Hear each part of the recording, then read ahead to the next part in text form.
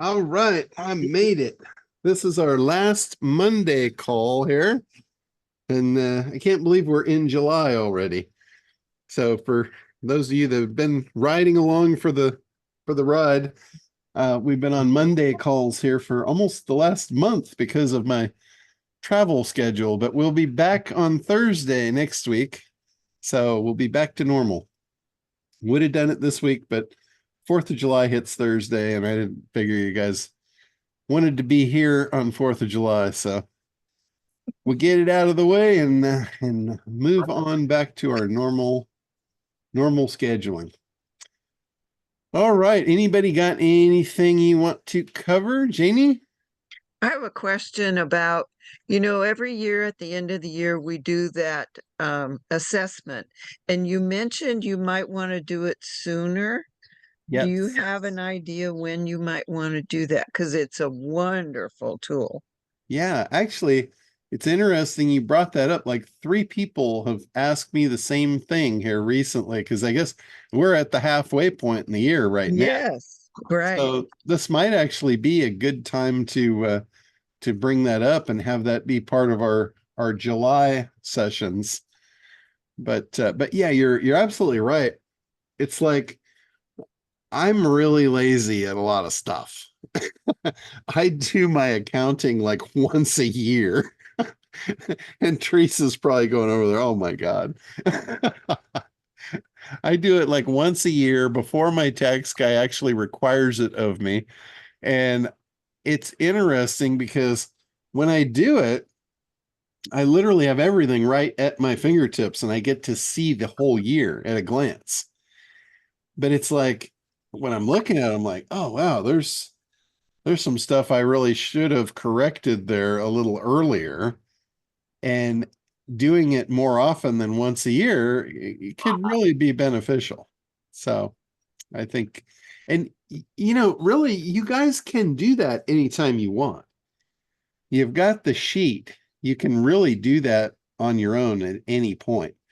Um, you can just roll back and look at the lesson, where we do that, the year end. We've always done it at the end of the year. But it's the same thing. If you wanted to do that in June, July, August, it would be the exact same recipe. So it's just a procedure and it's a form, for any of you. I know there's some new people on. If you haven't seen that yet, it's basically just kind of a questionnaire form. It's like a scorecard, and you're rating how you've done in your marketing. And it's really easy to get better results in the following year because all you have to do is just make some adjustments, like things that you probably should have done that you didn't do.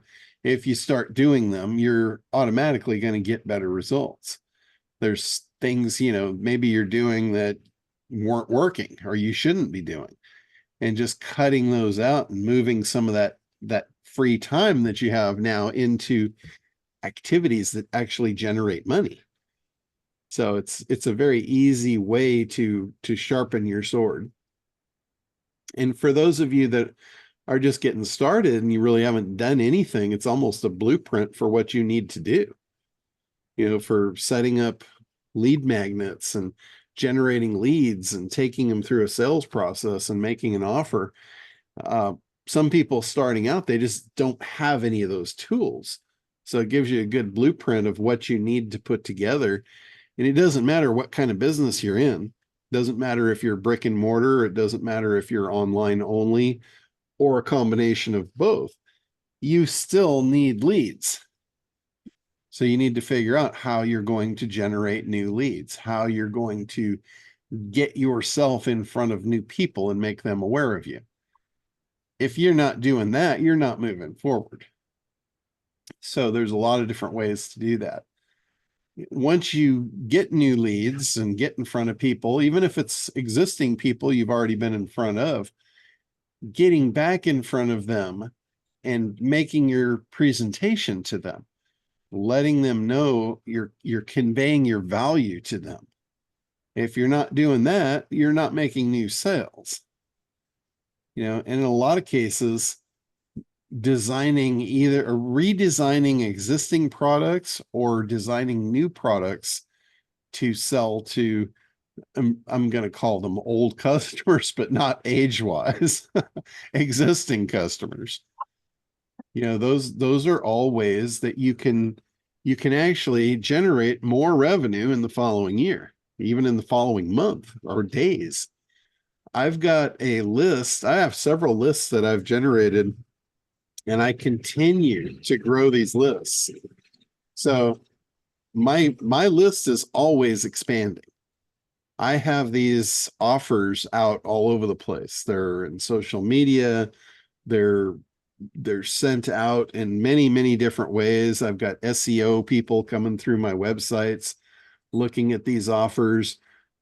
Every time I do a speaking thing or whatever, wherever I go, I'm leaving a trail of how to get a hold of me. And they're all in the form of lead magnets. I'm not just putting out there, here's my contact information. It's here's a cool thing I'm willing to give you. If you're interested and you think this will help you, go ahead and grab it. And then they put their name and email address in to get that free thing. Now I have their email. Now I can communicate with them. It's a very different scenario if you just give out your contact information.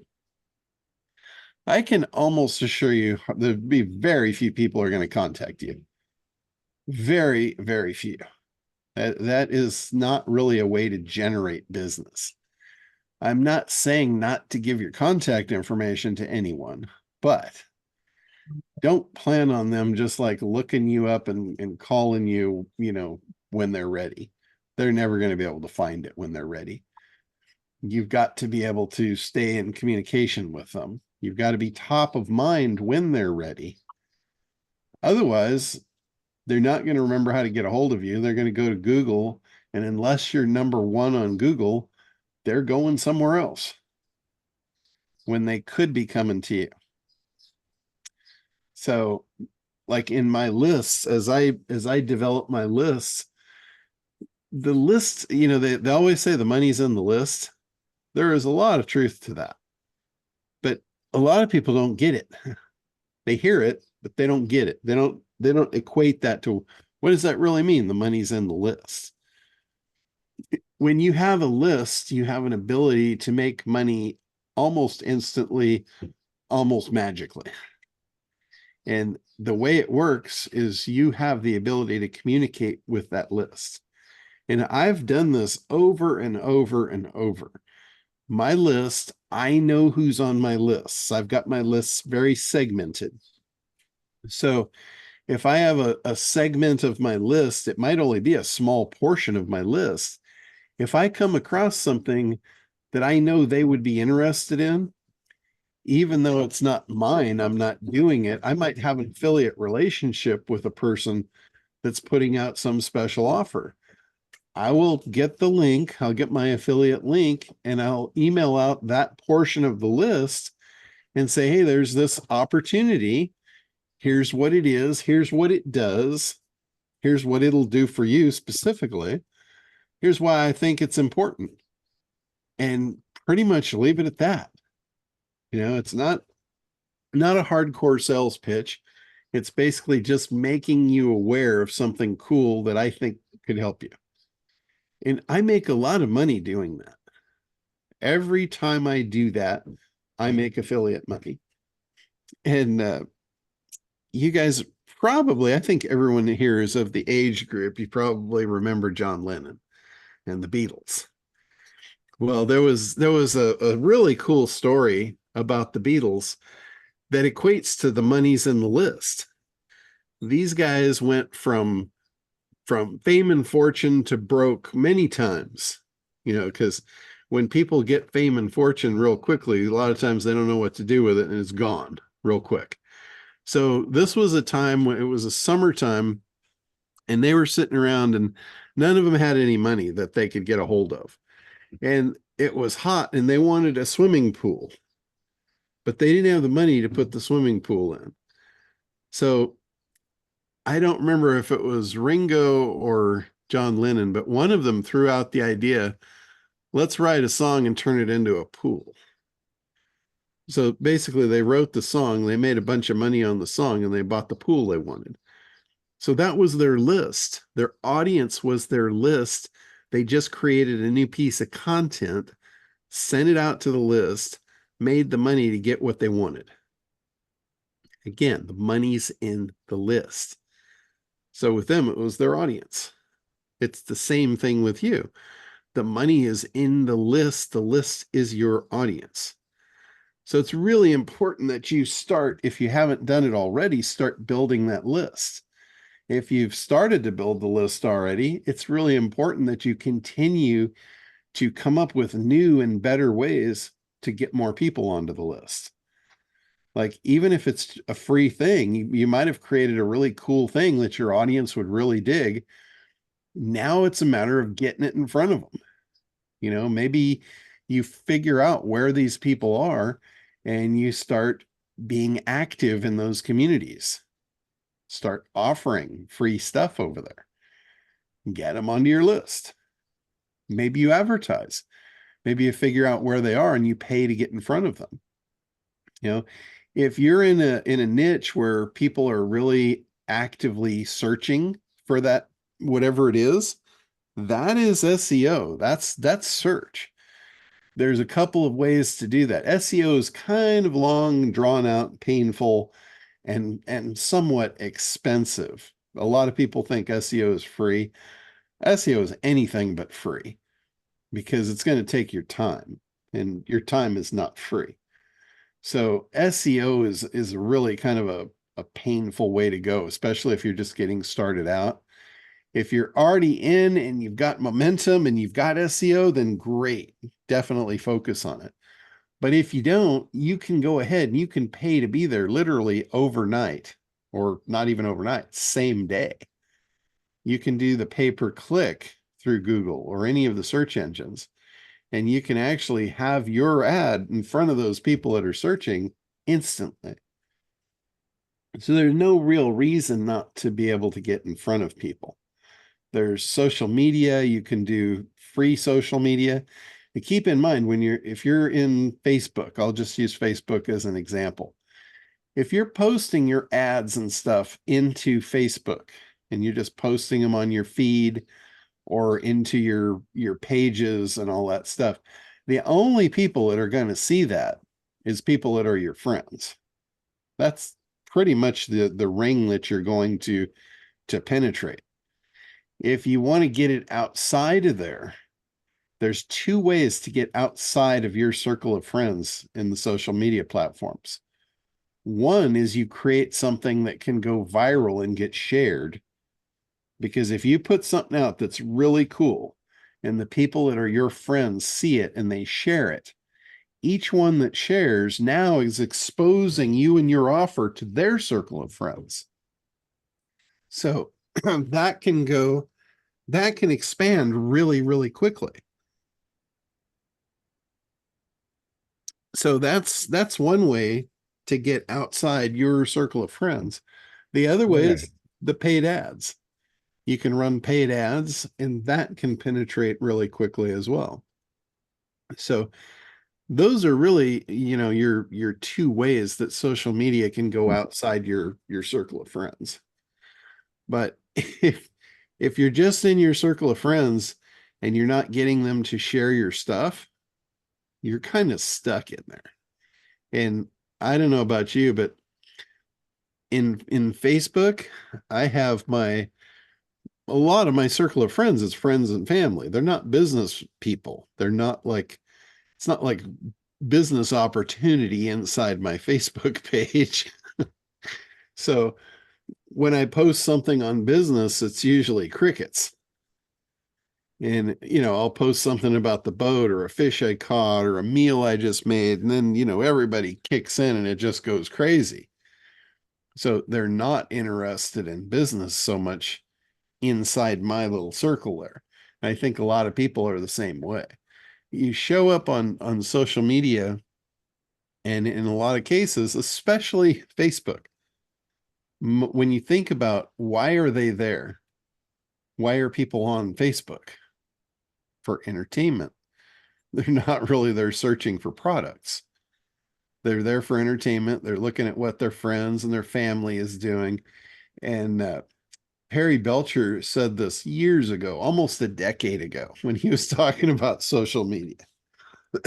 He said, when you show up with a pitch to your social media friends, it's like you showed up to one of your friends' parties where they had a social gathering at their house, and you pull out a Tupperware table and you start showing Tupperware to their friends.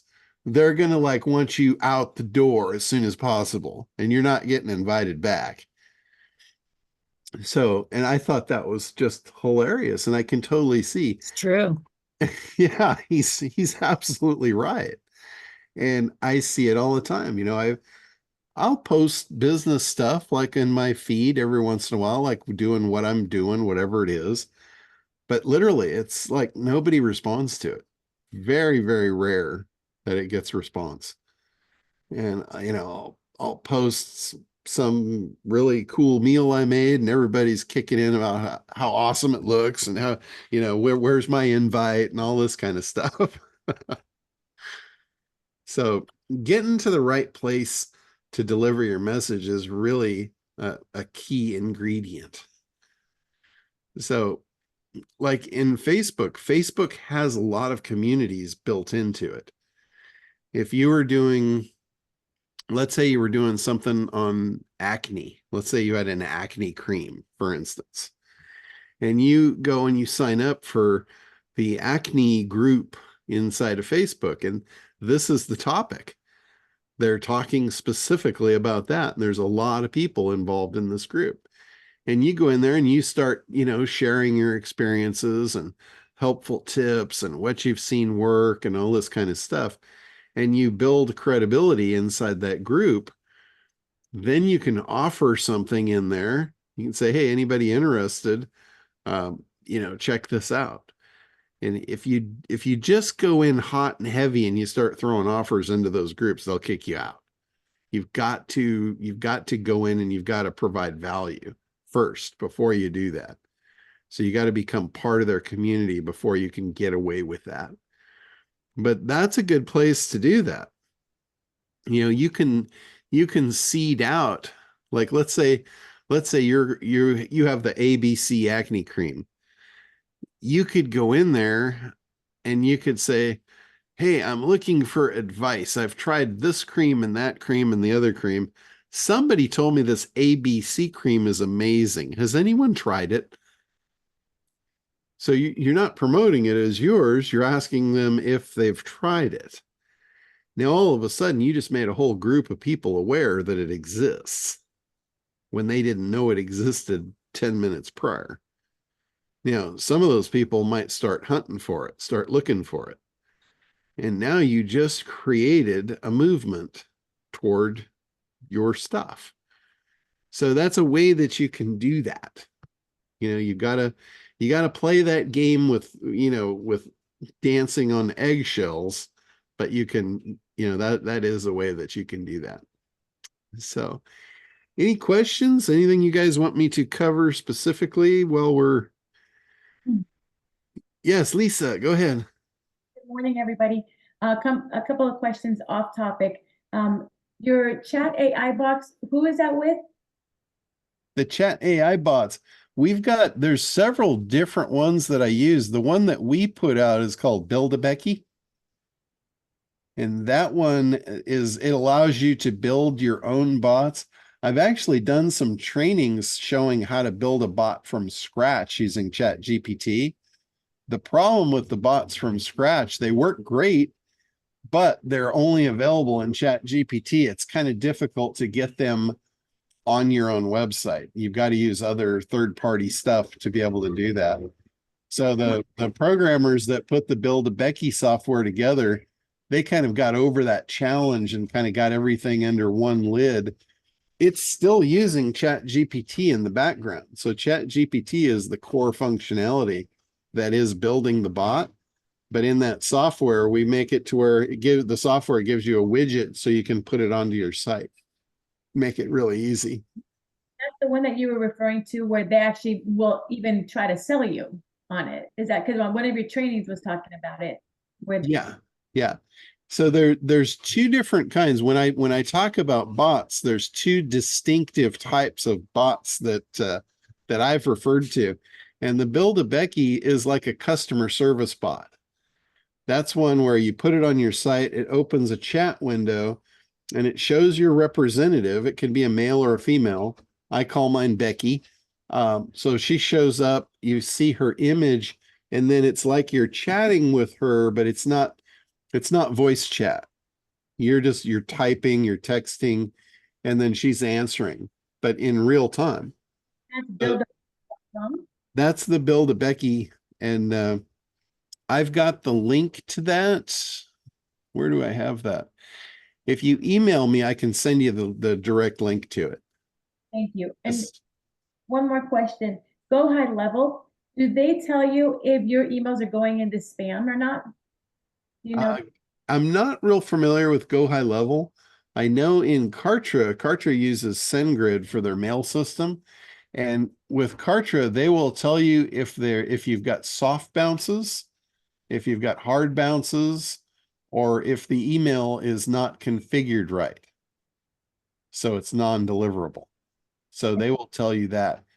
Also inside Kartra, when you send the mail, you can actually go into any prospect into their record and you can look at the mail logs and you can see if the mail was delivered, if it was opened. Because it's funny, I've had some people that tell me, I'm not getting your mail. And I look and I'm like, really? Well, you're opening my mail. So I'm not sure how you're not getting it. So it's nice to be able to cut to the truth, when you're dealing with customer service. But I don't think that it will tell you if it's going into spam. I've never seen anything like where it told you if it was actually getting in their spam folder. thank you. But it will tell you if it's delivered and it will tell you if it's been opened. Yeah, I see that on SendGrid. It will tell you if it's been delivered or open. But I'm wondering because of the open rate, if it's going into spam, but we don't know it's going into spam. So I wanted to find a solution for that. Gotcha. Yeah. So if it's getting opened, that means if it is getting opened and it's in spam, at least they're looking at their spam. Yeah. Okay. So, but as far as like getting things to not go into the spam folder, that's going to have to do with email reputation. So I know in Gmail is really notorious, and so is Outlook Mail. If you're sending to addresses in those, they're really notorious for blocking a lot of mail because they get a tremendous amount of mail. So they're kind of probably maybe the pickiest of all of them. So to get through their filters, you have to make sure when you set up your mail, if you've got your mail on your own domain, you want to make sure that you have all the mail deliverability records in place in your DNS settings. That's a big thing now. If you don't have a DKIM record and you don't have an SPF record, you're probably going to get sent directly to spam. DKIM, and what was the other one? SPF and DKIM. So you can check with your host, whoever's hosting your mail, make sure that those records are in place. If they're not, then you got a lot going to spam just by default. That will help you. The other thing is the volume of mail that you send. If you send a lot of mail over an email address that does not get opened, that counts against you for mail reputation. If you send a lot of mail and no one responds, that again is ticking down on your email reputation. So in a lot of cases, I will send out a piece of mail, and I do it every once in a while. Every now and then, when I send out our call reminders, I will put in there, just please respond if you get this. I just want to make sure you're getting this. And then people will respond. They'll say, yep, got it, or, thumbs up or whatever. But when they respond to my mail, that drives my mail reputation up really quickly. So I don't do it all the time, but every once in a while I'll ask, please respond to this, just so I know you got it. And when you see me do that, it really does help me out if you respond, because it pushes my email reputation back up. Another way to do that is if you're doing cold email and you're trying to warm up a cold email address, don't put links in your emails. Have them respond. Tell them what you've got for them and say, if you'd like me to send this to me or to you, just hit reply and I will respond back with the link for you, and you'll get it right away. Because again, you're evoking interaction with your email. They see that, and that is what will give you a good reputation. They know that's not just, junk email blowing out all over the internet. Thank you. Yeah, absolutely. All right. Anything else before we continue on? Yeah, everybody's all good. Oops. Yeah, go ahead, Richard. Yeah, I submitted a ticket while you were out of town. I mistakenly gave a second platform the .vip subdomain, and I realized, wait a minute, you can't have two on the same. So please leave my acquisition air white label account on the VIP data category 1 and change the one that I just gave you to win dot category 1. Just change the VIP to win. That's all I need to do, and then I can rehook it back up. So my bad. Did you put that back in the ticket? Because I don't have record of like what I changed. No, it's in the same thread with the ticket. I figured I better put it there, otherwise you wouldn't know what it was. So you have everything in that column and in it. And Okay. it's all in one ticket, because you scolded me about that many years ago. So I only put one thing at a time in a ticket, so it all stays there. Even if I want to come back and refer to it, you have it all there. So Okay, perfect. Perfect. Yeah, I'll fix that for you. No problem. I think I think Barb had reached out to me while I was on vacation and said, can you put two subdomains on a CNAME record? And I'm like, no, you cannot. It's one per. it took a minute to noodle that out, but yeah, I finally figured that out and go, oh, okay, my bad. Yeah. That's in DNS records. It's very specific where each name points to. So there's no splitting them. Oh yeah, one last thing. I have all of those many hideous records that you have to set up and all the rest of that on all of my email outreach, but it is not on the domain that I have with you, which is a category of 1. Is that stuff all set up for me in a category of 1 because you're doing my hosting, or do I need to ask you to do that and I'll submit a ticket? I'm pretty sure it's all done. It's generally done by default when we set the accounts up, but you can put it in a ticket and I can confirm for you. That'd be great, but I sort of assumed that you would do it as part of your setup. Yeah. So thank you. Yeah, we have when our servers, when we generate email addresses, we have it set to where it automatically generates those records. So that is typically, but sometimes things go sideways, so it doesn't hurt to check. All right. So anyway, I am pretty much to the end of my crazy June. I had a very crazy June. I went from one thing to the next and learned a lot, but it's just like a big blur at this point.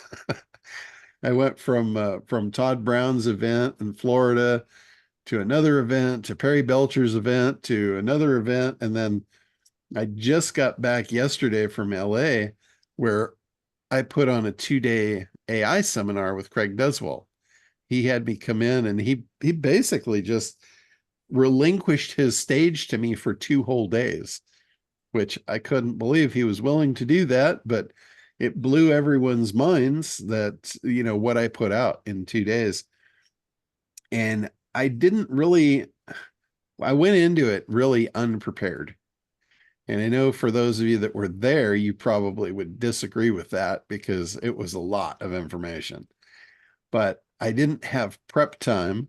I really didn't have any presentations made.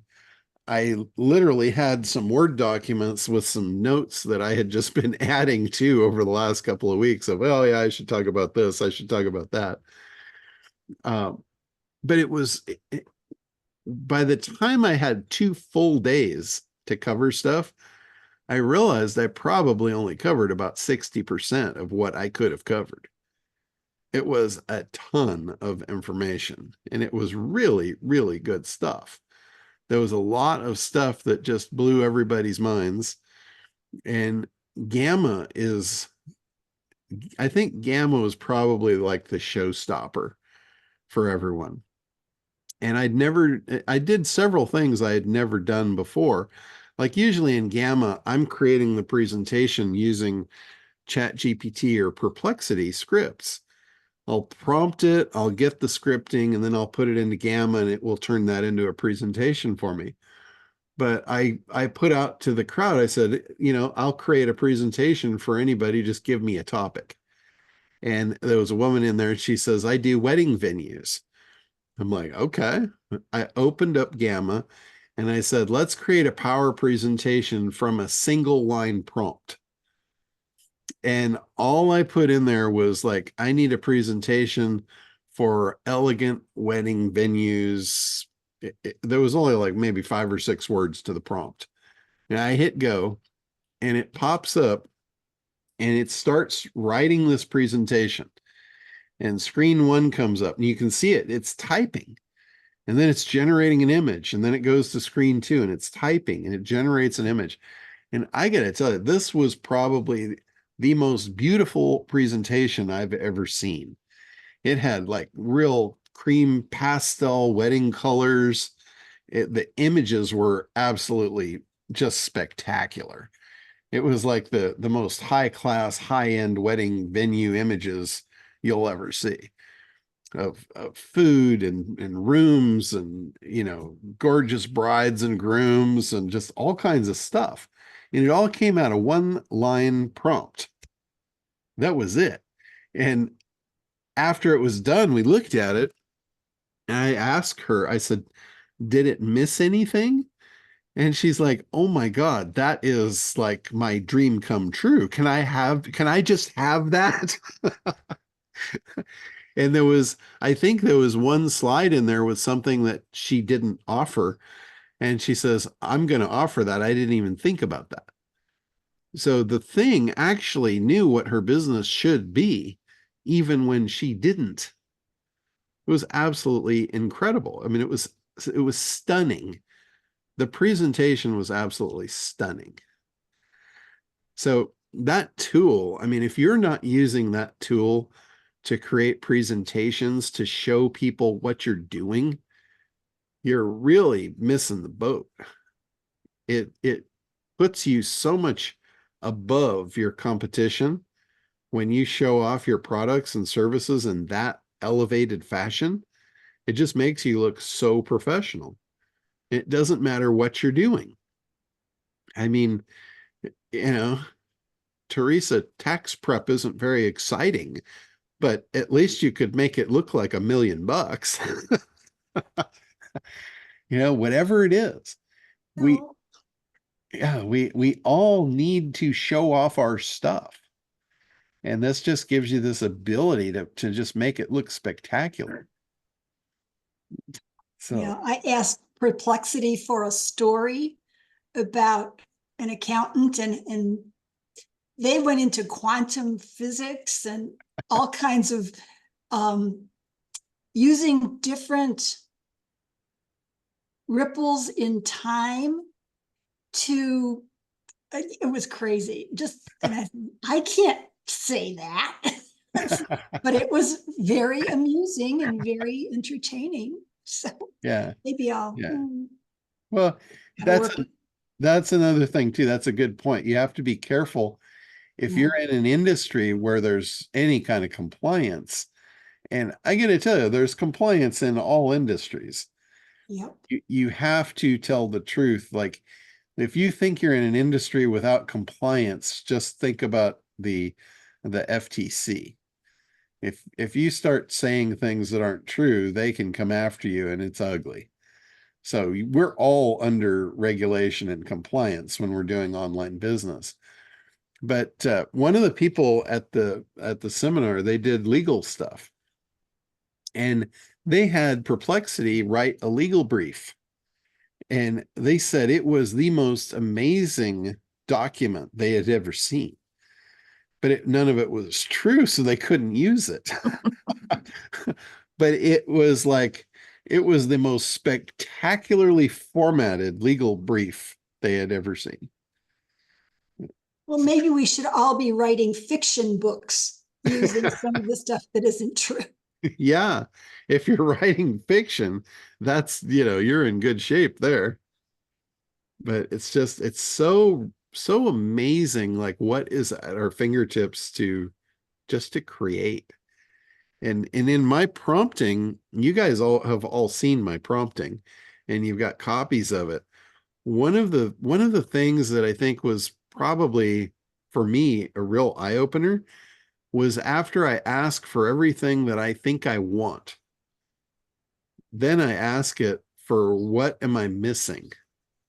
Like, what did I forget? What can you help me with that I haven't asked for yet? And I got to tell you, when I started doing that, I've noticed it just unloads on me. It just gives me all kinds of brilliant ideas that I didn't come up with. And you don't have to use them, but to have them at your fingertips, that's really powerful. That's like having access to a real high level mastermind brainstorming community 24/7 that you don't have to pay for. And it's just, I mean, it's just there for you at any whim. And it seems to know pretty much everything. So that's a really good place to start. And with AI isn't really, I'm not going to say it's not revolutionary, because it is, but the way you use it isn't revolutionary.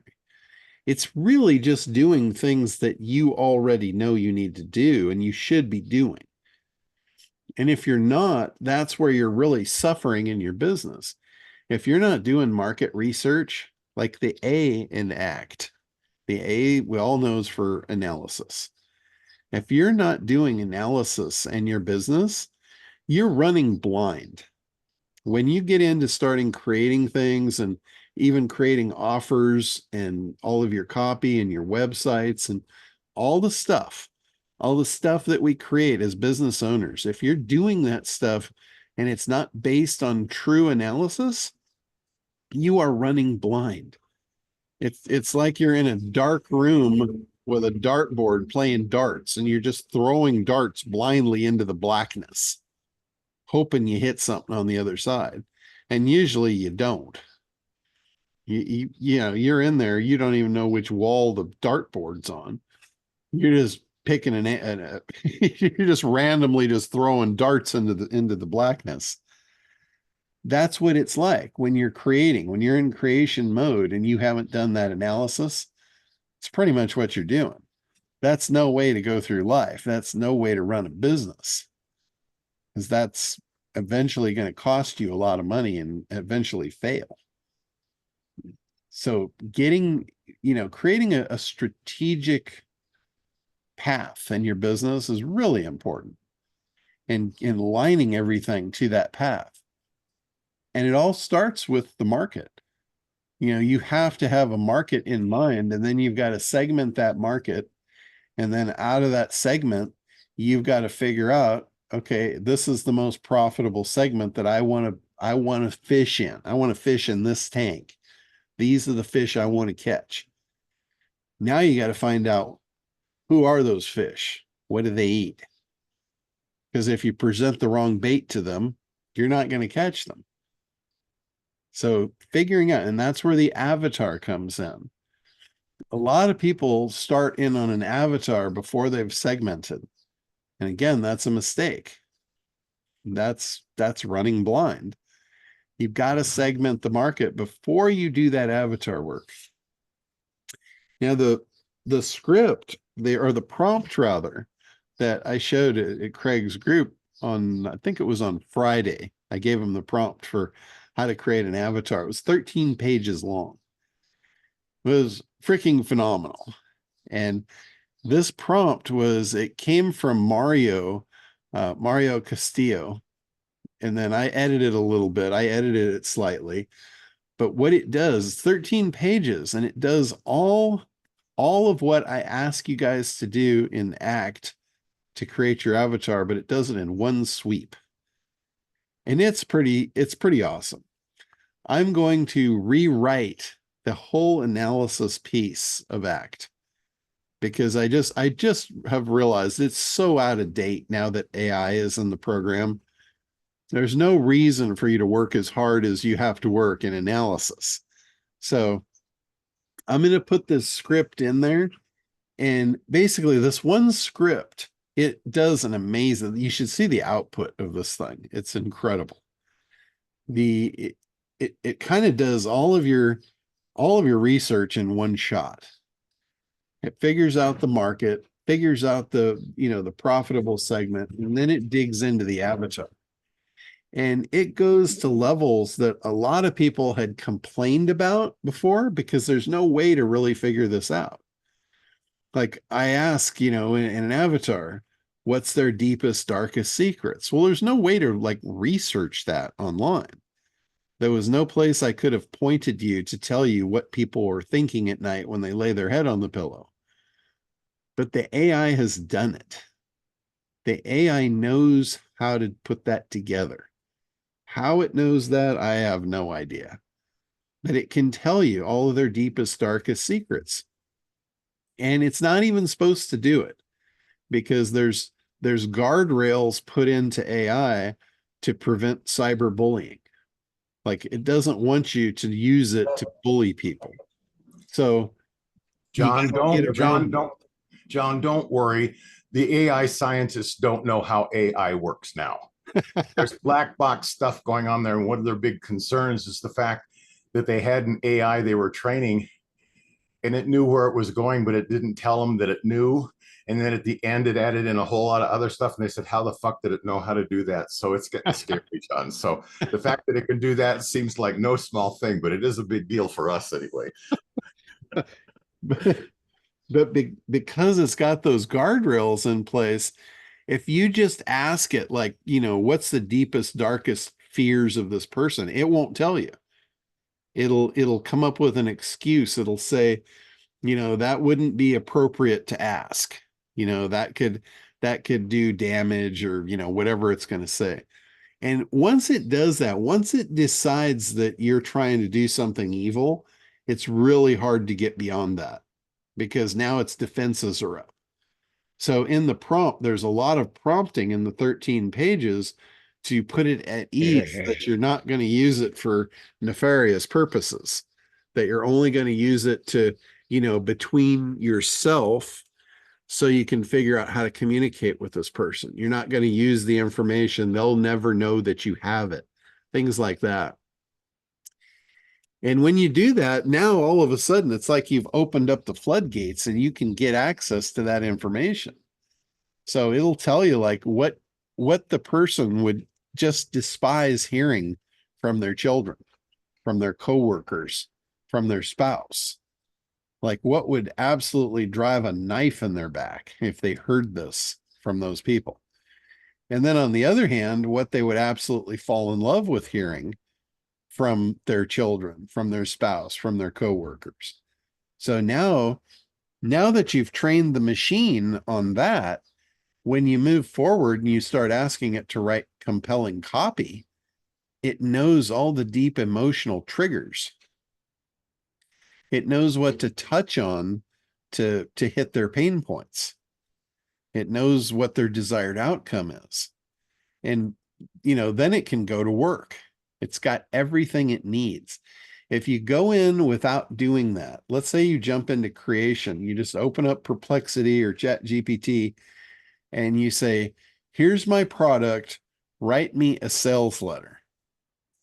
It doesn't know who it's writing the sales letter to. And it certainly hasn't done the research on that segmented person to know their deepest fears and what they really want. So it's going to write you, it'll write you good copy, but it's not going to be the best copy it could write you. It's going to write you mediocre sales copy. And when you're working in a world where there's top copywriters working against you, you can't show up with mediocre copy. You need A-level copy if you're going to sell into a market that's used to reading A-level copy. It's just not going to work. You know, it doesn't matter how good your product is. It doesn't matter who you've sold it to. Nothing matters. If you're beaten with A-level copy, they're just going to buy the A-level copy because they associate that with an A-level product. And you're just not going to have a chance. So you could have a better product. No one's ever going to know. You're just going to be your own best kept secret. That's as far as you're probably ever going to go. So this stuff is really important. I see a lot of people, you know, running cold email campaigns, a lot of them running for the first time, and they don't have the experience running cold email, and they don't really understand the level it's going to take to compete. Because think about the number of emails that you get every day, and think of how many actually grab your attention to read them. Most of them go right in the trash. It starts with the headline, your subject.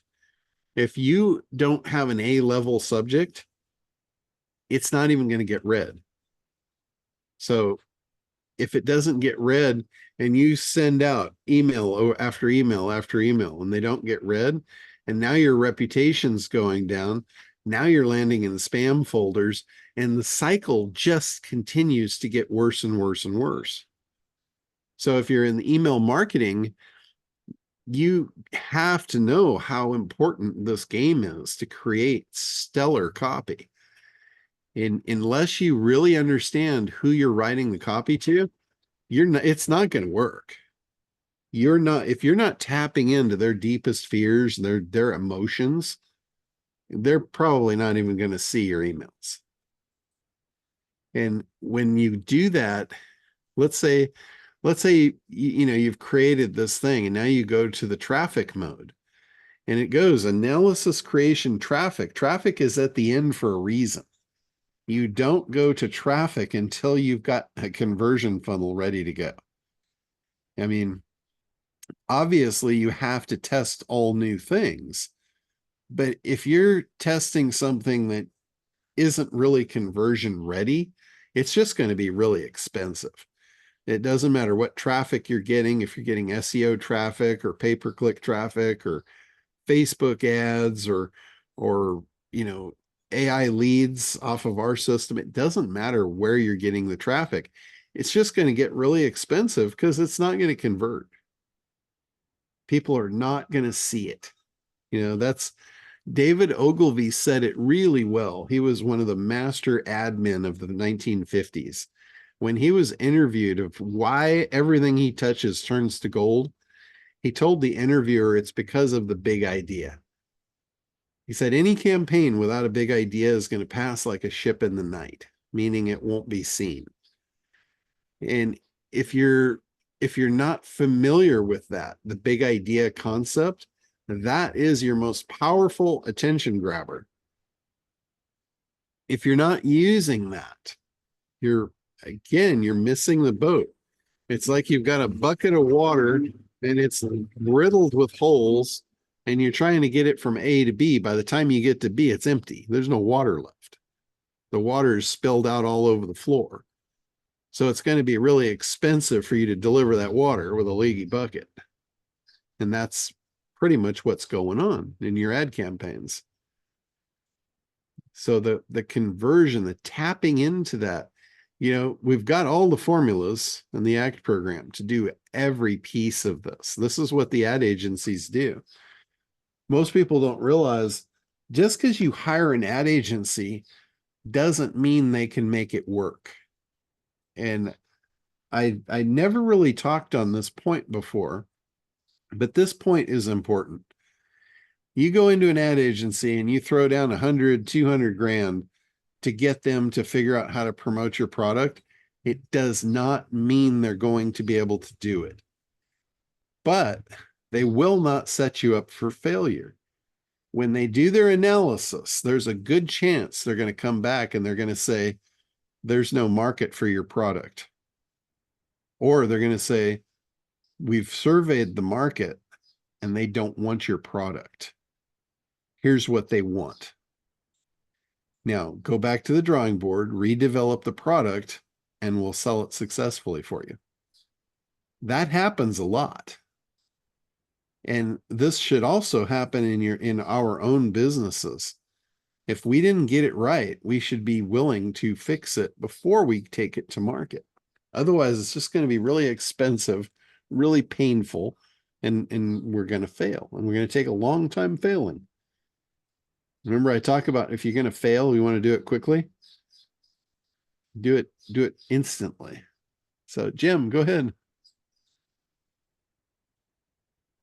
Yeah, I was just wondering if you put that 13-page script in the members area anywhere. I have not yet, but I will do that. Okay. It's amazing. We should actually go through it. Yeah, Let's do it. It's quite complex. And that would be helpful. I would do it right now, but I don't have it on this computer. I have it on my little mini computer that I was doing the seminar with. So I got to transfer all the files over. Once I get them over here, maybe next week we can go through that, because it's awesome. It's one of the scripts from Mario, and I went through that training of his a couple weeks ago, and oh my God, talk about going into the weeds. It was like trying to decipher a PhD program, but the underlying thing of it. If you're able to cut the weeds down, like I went through there with a big old weed whacker and like, get this crap out of my way. Let's just figure out how to make this work. It's actually fairly simple.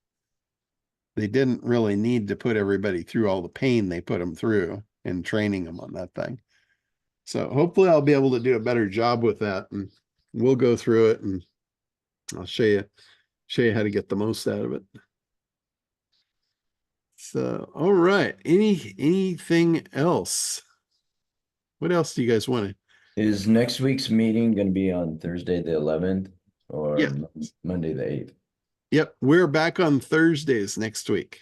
Okay. So this is the last Monday meeting, and unless something else comes up, but it looks like my summer is fairly clear now to go back onto our Thursday schedule.